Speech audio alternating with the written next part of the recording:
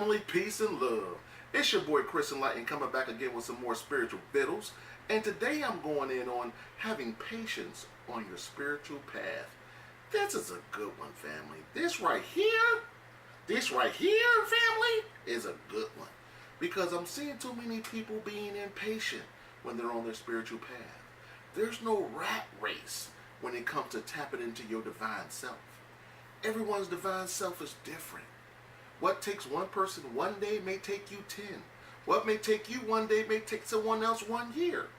Enlightenment, getting a sense of divineness, tapping into your spirituality, the road is different for everyone. It's a lonely road because you usually lose your friends and things like that that aren't trying to embrace a spiritual path.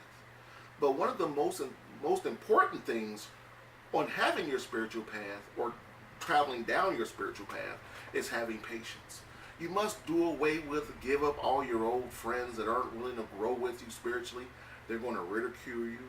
They're going to make it seem as if you don't know what you're doing. They don't want to see proof. And it's hard to give someone proof on something you feel. Like if someone pinches you and it hurts, describe the pain. Everyone's pain threshold is different. But it's hard to describe feelings and emotions and things you know. You can try to divulge, but it's really hard. But one thing you must have is patience on your path. Like when you're doing your altar work, I say give it 2 weeks to 1 full month before your ancestors give you a confirmation. And your confirmation will be something subtle. It may be something like a smell of your ancestors that you love, maybe your grandmother's smell. You may get this weird taste in your mouth. Like, man, I taste my granny's greens. Something simple like that. In most cases, you get a sign in your dream. You get a sign in your dream because when we're in our dream state, the ego is shut off. We're 100% subconscious. And your subconscious mind tells you the truth. It tells you the truth. And there's really no filter. Things is what they are. It is what it is when it comes to your dreams. But when you wake up, you try to use your ego and your conscious mind to dissect or decode your dream. Your ancestors are waiting for you to reach out to you. There's a movie called Coco that I seen a couple weeks ago that was really spot on when it comes to the spiritual path, ancestor altars, your ancestors, how important it is to tend to them, give them food, burn ancestral money. All that was in this cartoon. So check out Coco. Big shout out to Coco. It was a great movie. I enjoyed it dearly with my wife. But back to the patience. Most humans try things twice, 3 times, and they give up. If we don't get a quick result, we give up. I say no matter what it is on your spiritual practice, whether it's doing your altar work, meditation, connecting with deities, connecting with your divine self, give it 30 full days. 3 is the first number of completion, and anytime a 0 is preceding a number or after a number, that means it gives it more oomph. So give it 30 days. And be consistent. Don't do it 1 day, then wait 29 days, and then do it the 30th day. Do it for 30 days consecutively. Surrender to your practices. Enjoy your practices. Blanket your practices with as much joy and love as you can. A lot of people see their practices as work. I don't call it altar work because I can't stand going to work. But I like to practice. I practice things I love to do. That's why I say I go and do my spiritual practices, not my spiritual work. Okay, family? So take your time with things. If you're meditating, meditation takes years. My master meditated for over 40 years before he really tapped in deep. Again, I'm not saying it may take you 40 years. It may take you 40 days. We're all different inside. And who you think you are isn't who you really are.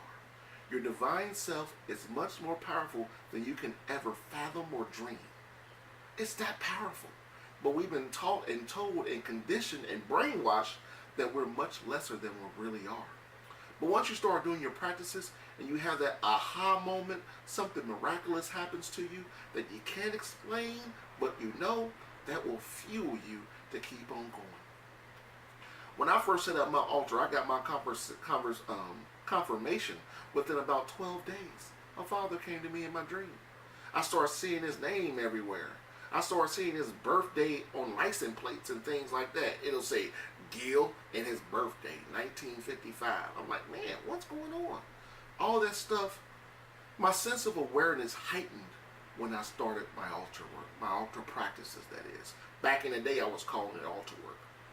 But like I said, family, until you set up your altar, you'll just be in a constant state of watching videos, living spiritually vicariously off of other people's wins and spiritual achievements. Do something for yourself. Start small. If you're not really big on meditation in the beginning, start with your altar. Get your wooden table. Get some deceased ancestors on there. If you don't have their pictures, write their name down. Put it in a book. If you don't want to set the pictures up, you're afraid of scaring people, put their pictures in a book.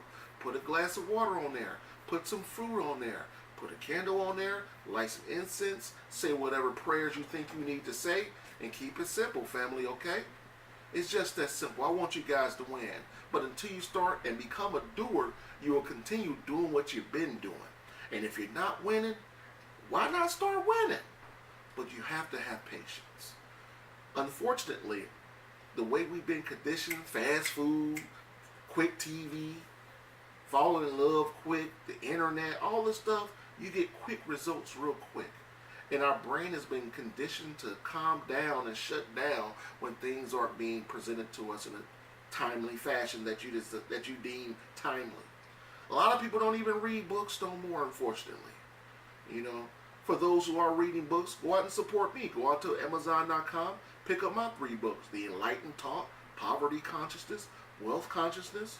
These books were created to help you, to expand your consciousness. They're not boring books that we were reading in school. It's not stuff like that. It's stuff that's going to feed your consciousness.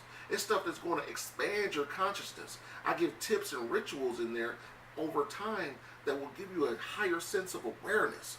You're going to be looking down on reality and become indifferent to certain situations that come in your life. That's what my books are for. They're not stuff to read about my wins. Some of my wins are in there, but along with my wins, there are things that I've done to give me this astute spiritualness that I have today. Okay, family? So on that note, have patience, meditate more, give love and light, be more peaceful, because whatever you throw out in the universe always comes back, family. So peace and love, winning!